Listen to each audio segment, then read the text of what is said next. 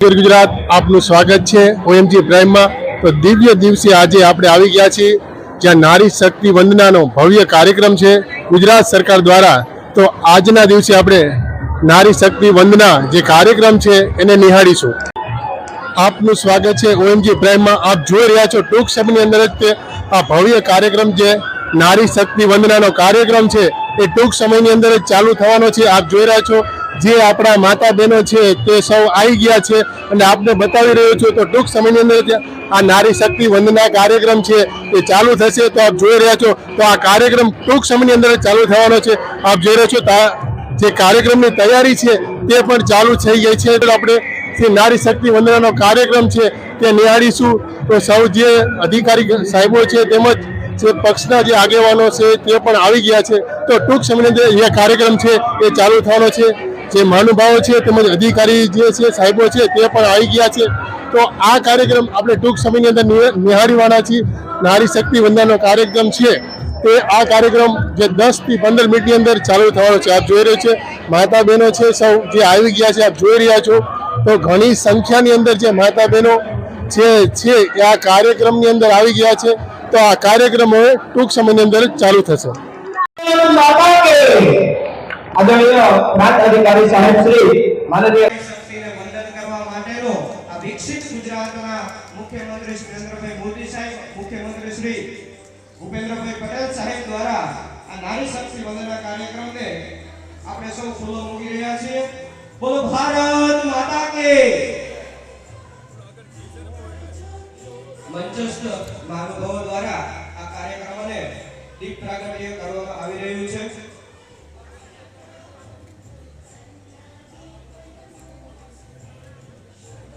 સાથોસાથ માનનીય રાણા સાહેબની સાથે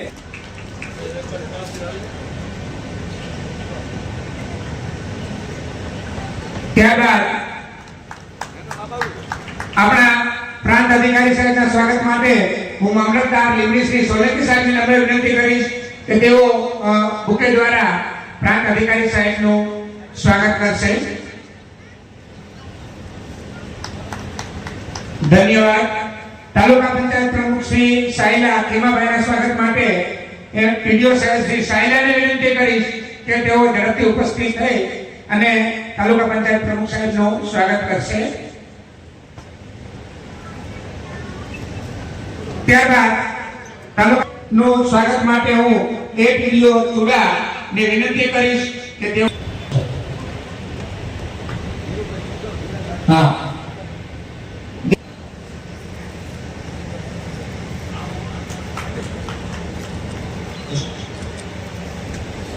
जिला पंचायत प्रमुख श्री लिमड़ी साहेब कार्य श्री मुकेश भाई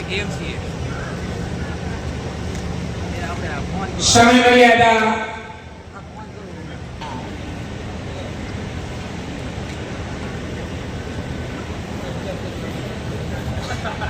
નારી શક્તિના કાર્યક્રમની અંદર બહેનનું સ્વાગત થઈ રહ્યું છે। ખૂબ ખૂબ આભાર। ભાજપના મહામંત્રી શ્રી ધીરુભાઈ સિંધવ દ્વારા આપવામાં આવે છે। ખૂબ ખૂબ આભાર સાહેબ શ્રી। અને હવે આજના આ કાર્યક્રમના આપણે આગળ ધપાવતા સમયની પાબંદીના કારણે આપણી વચ્ચે આપણા સૌના લોકલાડીલા, લોકપ્રાપ્ય અને લીમડીની વચ્ચે રહેતા, સતત લીમડીની ચિંતા કરતા એવા આપણા સૌના કહી શકીએ એવા લોકપ્રિય ધારાસભ્ય અને રાજ્ય સરકારના પૂર્વ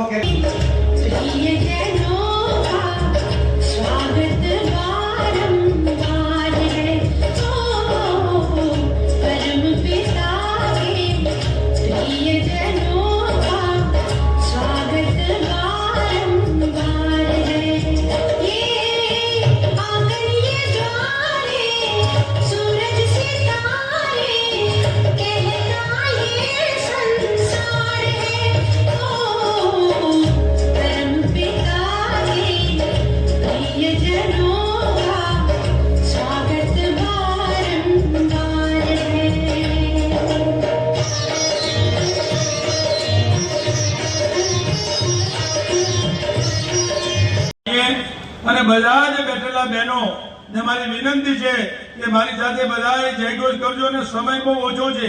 1 જ 2 મિનિટ મારે બોલવાનું છે, પછી માનીય મુખ્યમંત્રી સાહેબને સાંભળવાના અને માનનીય વડાપ્રધાનને, એટલે ત્યાં સુધી કોઈ ઊભા ન થતા એટલે મારી નમ્રપણે સૂચના છે. તે મજૂરી કામ કરવા માટે છેક બહાર પોતાના બાળ બચ્ચા લઈને એક ટેન્ટમાં રહીને રોજીરોટી કમાય છે. તમે વિચાર કરો, આજે અહીંયા કામ ચાલુ થઈ ગયા છે, પોતપોતાના વિસ્તારમાં કામ ચાલુ થઈ ગયા છે, પોતપોતાના વિસ્તારમાં વિકાસના કામો ચાલુ થઈ ગયા છે. અને હમણાં એક તહેવારમાં લગ્નમાં ગયો ત્યારે સહાય સુધના બહેનો એ પીરસતા હતા એટલે મેં કીધું કેમ કે આ અમે એમને અમારો એમને ભાવ નક્કી કરી અને અમને અનુકૂળ આવ્યું તો એમનું ઓર્ડર મળતો રહેવાનો. આવું રાજ્યની સરકાર મને એક બે વાત એટલા માટે કે જે રિપીટ વાત હતો હમણાં જ આપણા પ્લાન સાહેબે ટૂંકમાં કીધું કે 1 થી 5 સહાય એટલે કે લોન આપવાની વાત એ સમગ્ર ગુજરાત માટે છે. આજની આ કાર્યક્રમ માત્ર મોદી સાહેબ અને સીએમ સાહેબને એમનું પ્રવચન થવાનું છે ત્યારે એ આપણી સાથે જોડાવાના. સમગ્ર દેશમાં 3000 થી વધારે બહેનોને 1 થી 5 લાખ સુધીનું આ સહાય જૂથ માટે થવા માટે આપણી જે આત્મનિર્ભરની વાત છે એ આત્મનિર્ભર થવા માટે અનેક પ્રયત્નો રાજ્ય સરકાર અને કેન્દ્ર સરકાર કરી રહી છે. અહીંયા બધા જ વિભાગના અધિકારીઓએ સાથે મળીને આ કાર્યક્રમને ખૂબ સારો બનાવવા માટે તમારા માટે બસની વ્યવસ્થા, અહીંયા આવો પછી જમવાની કે નાસ્તાની વ્યવસ્થા, બેસવાની વ્યવસ્થા. મિત્રો બહેનોને મારી વિનંતી છે, આ આજે નાની યોજનાઓ પેલા હશે નાની મોટી કોઈ યોજનાઓ આપણે કોઈ સ્વીકાર નથી કરતા, પણ હું ગૌરવ સાથે કહી શકું મેં મારા વિસ્તારમાં અનેક કામો કરતા ઘણી જગ્યાએ ઘણા કામો નહોતા થયા એ છેલ્લા 2000 ને આપણે જ્યાંથી 80 માંથી એટલે 95 થી આપણી સરકાર શરૂ થઈ તો લગાતાર આપણે 5-5 વર્ષ મળતા ગયા એમ ધીમે ધીમે આપણું કામ આગળ વધ્યું અને ત્યારબાદ તત્કાલીન મુખ્યમંત્રી માનનીય નરેન્દ્રભાઈ મોદી સાહેબ અને ત્યાર પછી વડાપ્રધાન બન્યા એટલે બંને ટાઈમમાં આપણે ખૂબ વિકાસશીલ જે ભારત હોય કે ગુજરાત હોય, ઉત્તર હોય, ઝોન હોય, આખા ભારતમાં બધા જ રાજ્યોને લાભ અપાવવા એમના માટે આખો ભારત દેશ એટલો પરિવાર છે. 300 રૂપિયા કપાસ લેવા જાય અને બપોર પછી સેનેટરી પેડ બનાવે અને રાત્રે વતન બનાવે એમ કરીને 600 રૂપિયાનું કામ અમારા બહેનો કરી રહ્યા છે.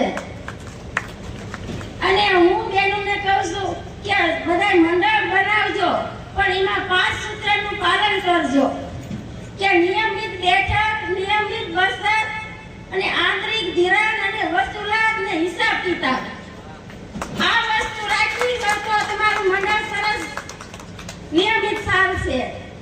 અને બધા બહેનો એમ છે કે એમાં લડાઈ ન કરવી પડે, એમાં એકતા રાખવી પડે કે એક બેન એમ છે કે મારે હું બેન હારી નથી બોલતી પણ તમે તમારો હપ્તો મોકલાઈ દો, બીજી વખત બોલતા થઈ જશો. બસ આટલું કહીને મારી વાતને વિનું છું. ભારત માતા કી જય. સાહેબને નમસ્કાર. મારું નામ વાઘેલા તરલાબેન મહેન્દ્રભાઈ છે. ગામ કારોલ, તાલુકો ચુડા અને જિલ્લો સુરેન્દ્રનગર. અને મારું મંડળનું નામ જયવીર સહસાય જૂથ છે. જે જયવીર સહસાય જૂથ છે એ પહેલા ખબર નથી પડતી કે જૂથ શું છે કે શું છે. બસ બહેનો આવે એટલે અમે એક બહેનો ભેગા થઈને જૂથ બનાવ્યું. એમાં જૂથમાં મારી 10 બહેનો છે. 10 બહેનોમાંથી અમે બચત કરી. સૌથી પહેલા અમે ખાલી 50 રૂપિયાની બચત કરી હતી.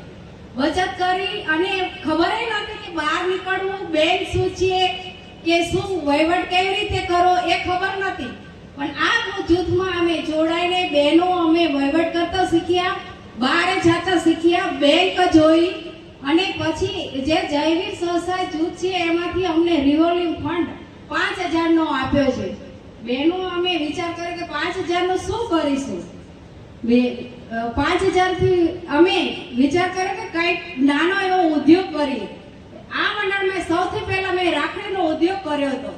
જે રાખડી બનાવીને વેચાણ હવે શું કરીશું બનાવીને મેં મારા મંડળમાં જે છે મિશન મંગલમ એમાં મને સૌથી પહેલા મને લાભ મેળો જે મને સુરેન્દ્રનગરમાં મળ્યો હતો એમાં મેં આ વેચાણ કર્યું હતું. એમાં પછી મેં 5 રૂપિયા મેં વધારે કમાયા એમાંથી પછી મને એ સાહેબો બેંકના જે સાહેબ છે તે મને જોવા માટે કે તમે શું કરો છો તે મારા ઘરે આવ્યા વિઝિટ કરવા. અમારી બહેનો જે હતા એ રાખડીની બનાવતા હતા અને જોયું બધું તો બે સાહેબને ગમી ગયું અને મને એમ કીધું કે બેન હું તમને સીસી લોન 1 લાખ રૂપિયાની આપું છું તો તમે આમાં આગળ વધો. ત્યારે સૌથી પહેલા મને સાહેબે મને 1 લાખ રૂપિયાની જે લોન મળી એ લોન અમે બહેનોને વિચાર્યું કે હવે અમે આમાં શું કરીશું, કેમ કે રાખડી જે બનાવી છે એ કાંઈ 12 મહિના તો થતી નથી, વેચાતી નથી, તો આમાંથી અમારે આગળ કેમ વધવું. એટલે એમાંથી અમે વિચાર કર્યો કે અમે બહેનો ઘરે ઘરે રહીએ અને કામ કરીએ અને પૈસા અમને મળે. તો અમે હવે અમારી પ્રોડક્ટ બદલાવી અને અમે અત્યારે બહેનો બધા પટોળા બનાવીએ છીએ.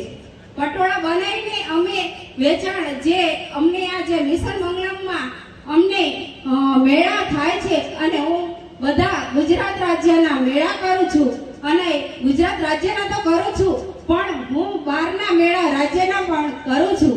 અને જે મેળા સરસ મેળા હું કરું છું એમાં મને 2 વખત એવોર્ડ મળેલો છે. એટલે હું જે ઘરની બહાર નીકળી નથી શકતી અત્યારે હું પોતે આત્મનિર્ભર બની છું અને હું ગુજરાત રાજ્યમાં તો નહીં પણ હું બહાર રાજ્યમાં ગમે ત્યાં મારે જવું હોય તો હું જઈ શકું છું અને મારી બહેનો પણ આમાં સાથ સહકાર મને આપે છે. તો હું એટલું જ કહું છું કે આપણે બધી બહેનો એક આત્મનિર્ભર બને અને ઘરની બહાર નીકળી અને કંઈક આપણે નવું કરીએ. અને મારી બહેનોને એટલી નમ્ર વિનંતી કે તમે પણ આવા જૂથમાં જોડાઓ અને બચત કરો. બચત કરવી એટલું નથી પણ એમાં આપણે કંઈક કરી શકીએ અને આગળ વધી શકીએ, આપણે પોતે આત્મનિર્ભર બની શકીએ, આપણે કોઈની જરૂર ઓછી પડે અને આપણે આમાં આપણા બાળકોને પણ જો આપણે વ્યવસ્થિત ભણાવવા હોય તો આપણે ભણાવી શકીએ, કોઈનો હાથ લાંબો કરવો ન પડે. અને આમાં મને 1 લાખની તો મળી, પછી 2 લાખની સીસી લોન મળી અને અત્યારે મને 3 લાખની સીસી લોન મળી છે. એટલે હું ખૂબ ખૂબ આભાર માનું છું જે મને આ જૂથ મિશન મંગલમમાંથી મને જે આ મદદ મળે છે અને મને આગળ વધવાનો જે મને આમ તક મળે છે અને મને જે બળ હિંમત મને આપે છે હું ખૂબ ખૂબ આભાર માનું છું. હસ્તુ.